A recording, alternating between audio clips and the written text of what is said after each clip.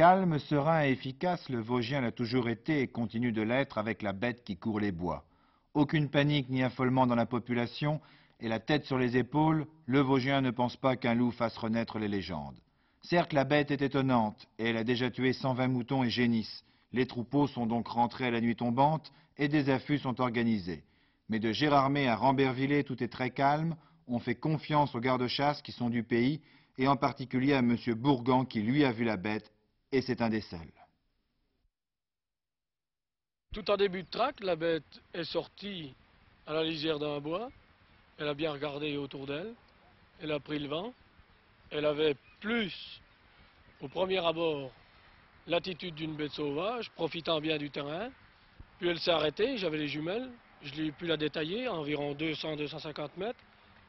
Au premier abord, elle est très claire. Elle est très forte aussi.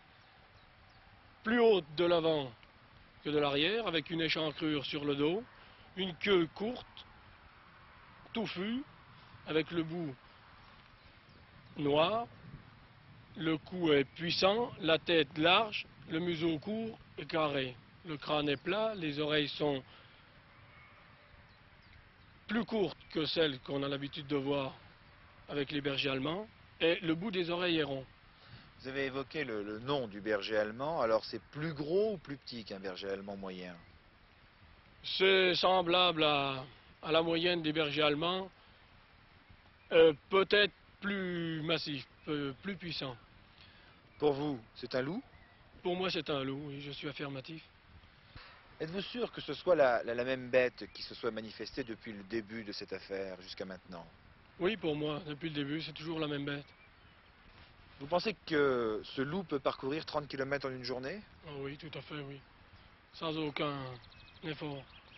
Peut-elle représenter un danger pour l'homme, ou plus exactement pour des enfants?